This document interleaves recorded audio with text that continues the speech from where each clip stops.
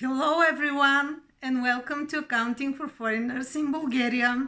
I'm Iskra Kirilova and I'm a founder and a manager of Crystal Account Consulting, a company that is providing accounting and tax consulting services in Bulgaria. Those who already follow my videos know that each video is created based on my understanding about useful information for you as business owners.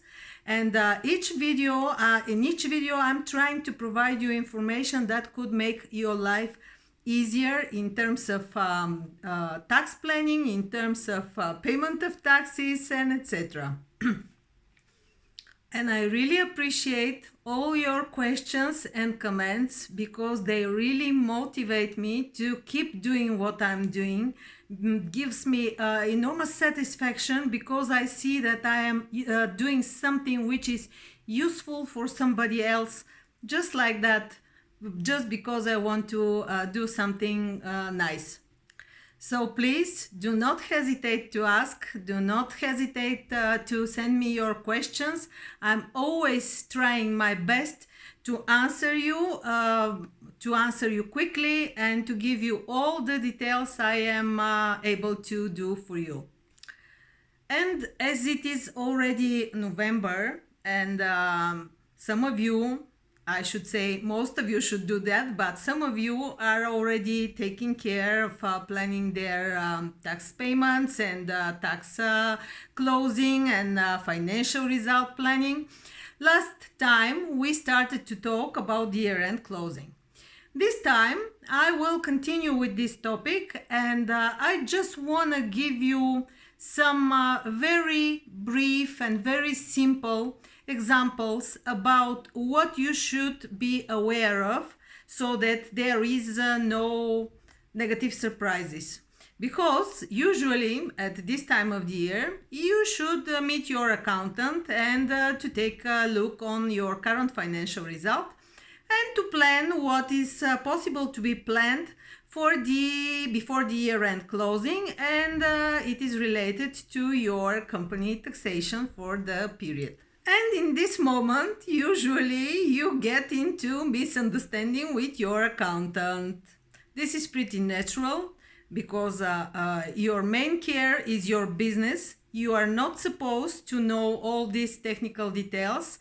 Therefore, you hire your accountant and he is the one who is taking care of these formalities for you.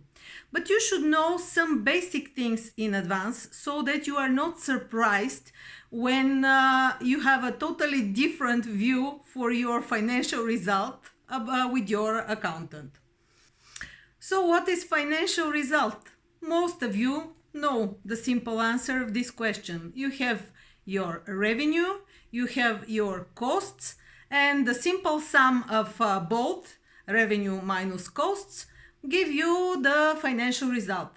But this is the accounting financial result. And when it comes to taxes, what is the most important thing is the tax financial result. And the tax authorities and the laws are providing different adjustments to your accounting financial result so that we end up to your tax financial result. The tax financial result is this amount which is taxable with corporate income tax.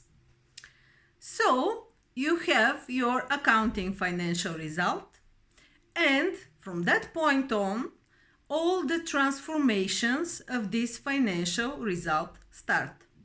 There are two types of tax differences compared to your accounting financial result: temporary tax differences and permanent tax differences. The temporary tax differences are related to the fact that something which is in most cases booked as a cost in the current year, for accounting purposes is not recognized in the year of its occurrence, but it is recognized on some later stage. This is mainly the nature of temporary tax differences. While when it comes for permanent tax differences are related to costs or revenue which are not recognized at all for tax purposes. In most of the cases, it is related to costs, of course, because the tax authorities are trying to reduce the amount of the costs your company declares, therefrom to increase the profit and respectively to receive more taxes for your bigger profit. For better understanding, I will illustrate with several simple examples, which are the most common ones when it comes to the transformation of your accounting profit for tax purposes as per the year end. So let's say that it's November and you have your company has a financial result of 10,000 profit as per the end of November, and you have met already your accountant. He has given you all the details related to your financial result, and you start to think, okay, I have 10,000 profit. I should do something to invest some of this profit in advance so that I do not pay more taxes than the necessary ones. And let's say you decide that you have to buy 4 laptops. Practically, the case is not exactly like this. Let's say that you decide, okay, I will buy 4 laptops because I need new IT equipment, and it costs 1,000 Bulgarian leva each. And you make the following calculation. I will buy 4 laptops, they are 4,000, and this will reduce my profit from 10,000 to 6,000, so I will pay only 600 leva as a corporate income tax. The case is not exactly like this, because there are something which is called fixed asset, and there are rules for recognition of these fixed assets. Usually when you buy something which has a longer life for your economic activity, longer than one reporting period, you are not allowed to book it directly into the costs, and instead you book it as a fixed asset and you transfer its value into the costs on portions based on the depreciation rate which is set up for such a type of fixed assets. So in the current case, if you buy 4 laptops and this laptop, each of them, one of them is cost, its cost is 1,000 Bulgarian leva, this is not a cost, this is a fixed asset. And what you are supposed to do? You are supposed to depreciate this cost over the coming years, depending on the useful life of the asset, and by this depreciation portion to reduce your costs, to increase your costs and to reduce your financial result for the respective 2, 3, 4 years, depending on your accounting policy. We should mention also the following. Your company accounting policy contains all the main principles which are applicable for your company activity. In every case, they have to respect either the national accounting standards or the IFRS regulations, depending on which base you are using to work within your company. But in any case,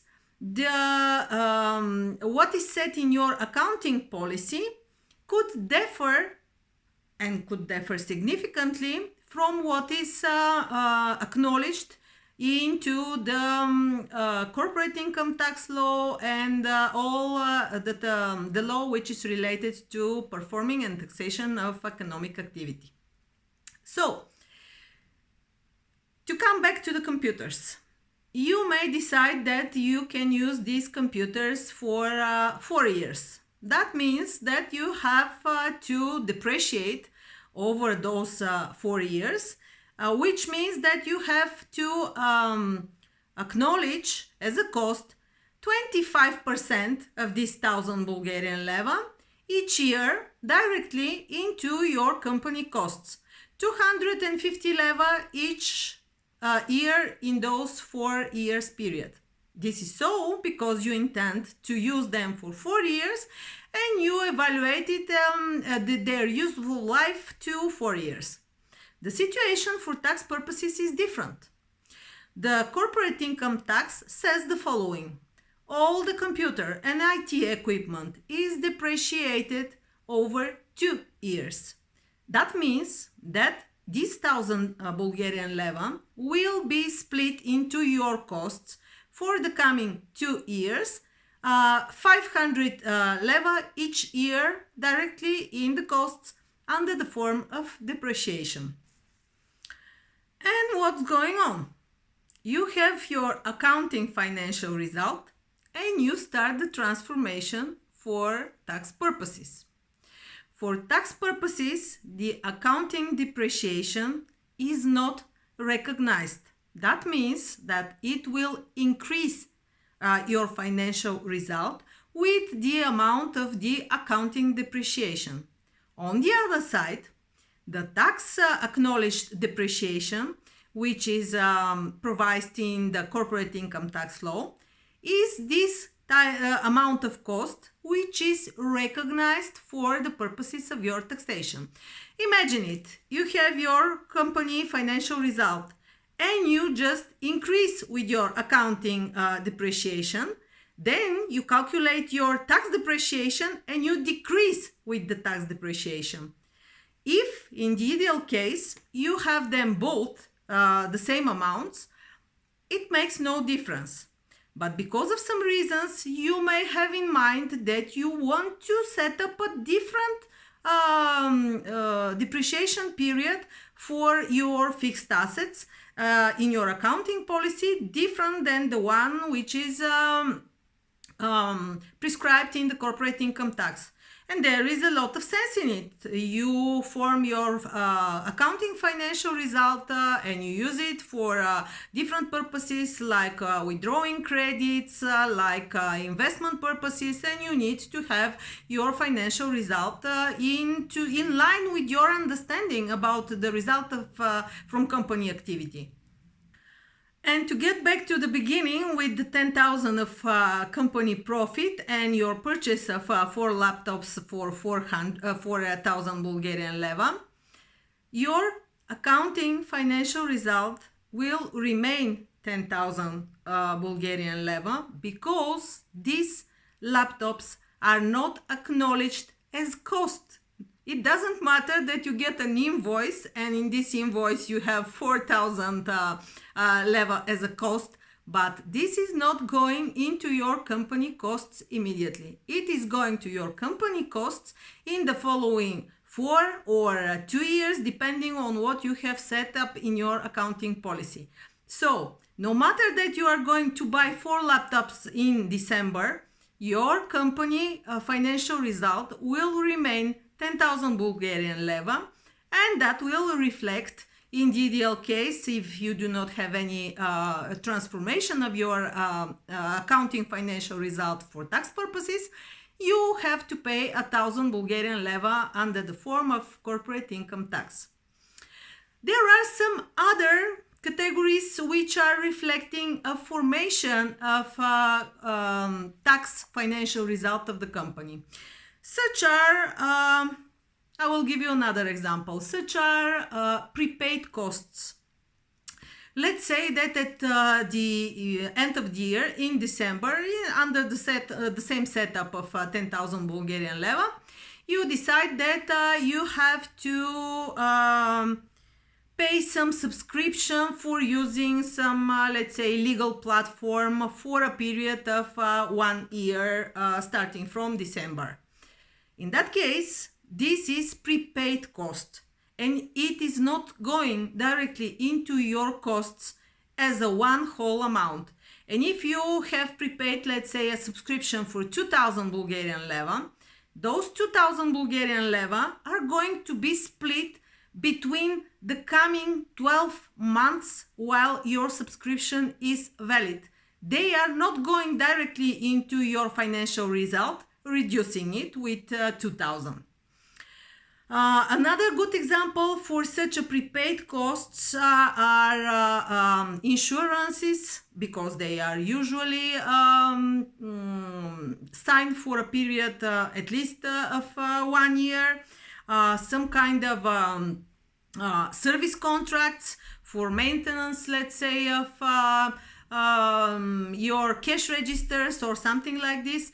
These are contracted for 1 year usually, so their amount does not go directly into your company costs in December, because it would mean that you are going to divert your financial result, and they are going into portions within the next 12 months. Each month you are booking a portion of these prepaid costs as a real operational costs already, and it reflects the financial result for the respective period.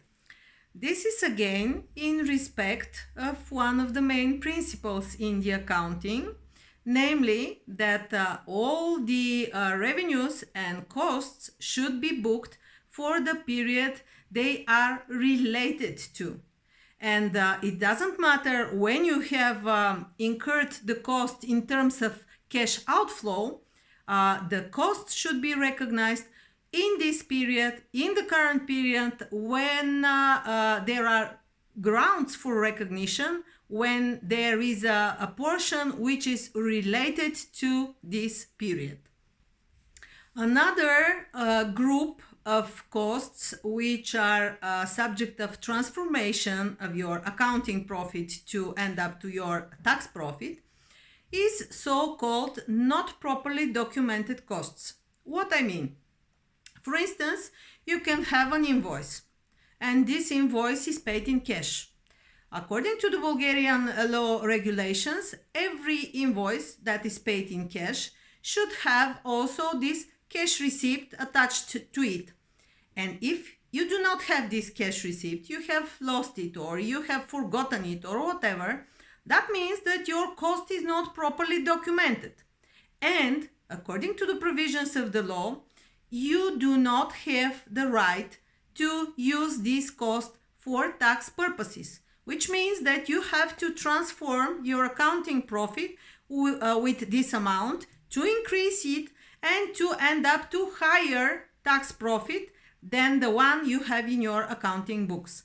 Another good example for such a thing is, for instance, charging costs only with cash receipts. Because according to the law regulations and provisions, in order that some cost is acknowledged as a cost, you should have at least invoice for it. I am not going further into details, but you should have at least invoice for it. And let's assume that you have decided to buy some office materials. And for those office materials, you didn't took the invoice from the store. You just took a cash receipt.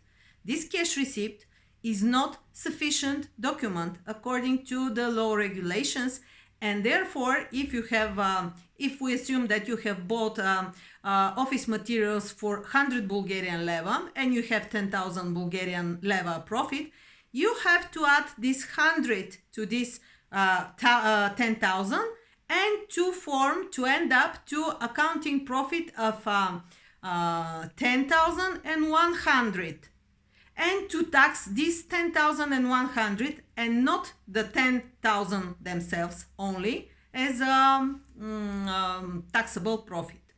These are so-called permanent tax differences, which are excluded from the tax financial result.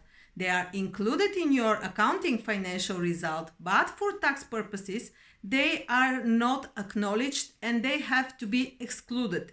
And therefore, they form so-called permanent tax difference. Another example for this time, temporary tax difference. let's say that you are working in your company under management and control contract, and you decide that you have to pay yourself in December salary of 8,000 Bulgarian leva in order to reduce the tax profit of the company and to get the money with 10% income tax for you as an individual. What is important here is to have in mind the following. If you do this, you have really to pay this amount as a cash outflow within December, because everything with every remuneration which is not paid as a cash outflow in the year it is related to goes into the temporary tax differences. What does it mean? It means that it is not going to be acknowledged in the year of its occurrence. It is going to be acknowledged in the year of its real payment. To get back to the example, let's say that we have you have this 8,000 as a remuneration of according to your contract for management and control of your entity, and they are charged in December for December, but you have paid them in January.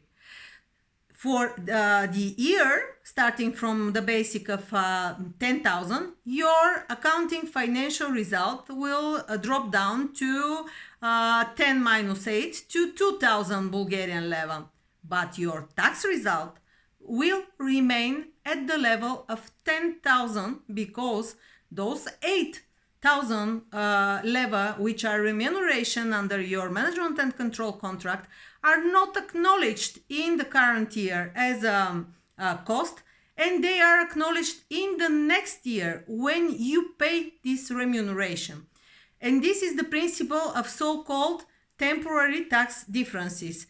They are acknowledged for tax purposes, but depending on some conditions, they are acknowledged in a different period than the current one you are closing and you are paying taxes for.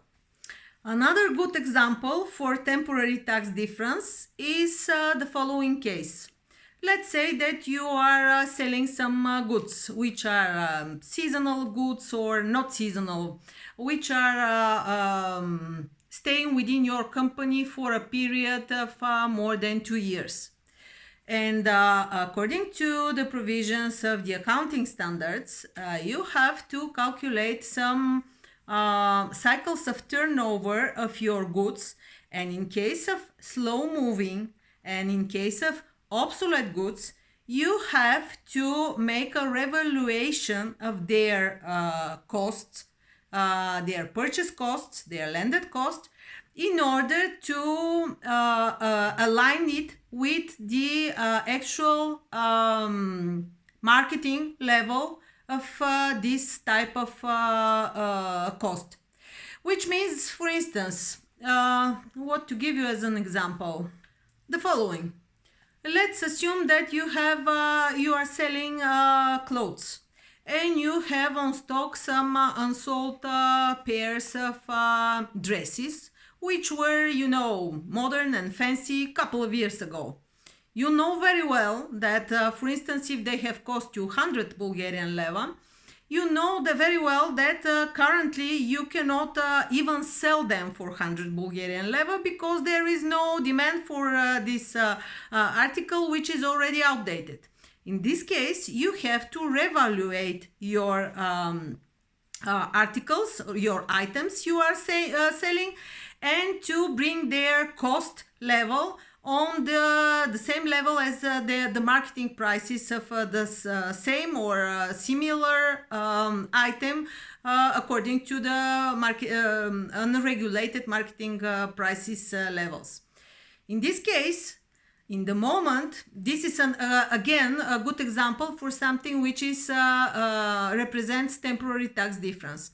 In this case, this revaluation, this depreciation of the cost is not going to be acknowledged in the moment of doing it, in the year of doing it. Instead, It is going to be acknowledged as a cost only in the moment you realize this item. You write it off because of one reason. You sell it or you scrap it or whatever. In the moment of read off without of this item, this is the moment when you are going to acknowledge the revaluation done on this item. And revaluation is nothing else but cost, because you are decreasing the amount of the value of your goods and you book it directly into your costs. Another good example for a temporary tax difference is also the revaluation of accounts receivable. And this is very important, and you should keep an eye on this. This is a common problem for the business all over the world, and especially when there are struggles in the economy and people have difficulties with payment of their debts in time. And let's assume the following situation: you have account receivable for sold services to a customer amounting to 5,000 Bulgarian leva, and your invoice is dated December 2019, and we are speaking about the year-end closing of 2020. As per December of 2020, in case you have set up payment term for this invoice with your customer, with the contract with your customer, let's say 30 days, and as per the end of December this invoice is still not paid, still is open, that means that you should provide for doubtful debts this invoice. The provisions depend on your accounting policy. There are some rules in the accounting standards and IFRS, etc. But usually for debts, account receivables which are not paid for more than a year, you are not allowed to present it as 4,000. I said 4,000, I think. But you have to depreciate them. This depreciation, again, is not acknowledged in the year of its occurrence, when there are grounds for these depreciations. This depreciation will be acknowledged as a cost in the year when you decide to write off this account receivable because of one or another reason, because there is enough period of time which has passed, like 3 years, and you have grounds to write off this account receivable, or the customer had gone into bankruptcy and you have a decision from the court that you are not going to be able to settle this account receivable. In any case, it is in different year than the year when you make this revaluation and this provision of your account receivable. And therefore, it is also a good example for temporary tax difference. Okay, I know you are not supposed to know all these technical details. Therefore, you have hired your accountant. And if your accountant is a good one, then you are on a safe side. You are calm, your business is under control, and you focus on your business and you let the details to your accountant. The only thing which I'm saying, the only reason why I'm saying all this is that you should have some kind of a simple understanding that your accounting result and your tax financial result are not one and the same value. And your taxes depend on your tax financial result. And as we know, nobody likes to pay taxes, but they are inevitable. So please have this basic info in your mind when you plan the year-end closing, so that there are no, serious surprises. So get in touch with your accountant and have in mind what I just told you. And if you need professional assistance, you can get in touch with me too. You can reach me on the email, on the website, on the Facebook or LinkedIn page of Crystal Account Consulting, or my personal ones. Feel free to subscribe to YouTube channel, to ask questions, and I am at your disposal to answer you and to help you in case you need help. And if you like the videos and if you like the information I share, please share it so that it can reach to more people which need to hear it and to understand it and to have better knowledge about the things. So thanks for watching this video. I hope it had been useful for you. Till next Wednesday, stay fine, stay tuned, and see you.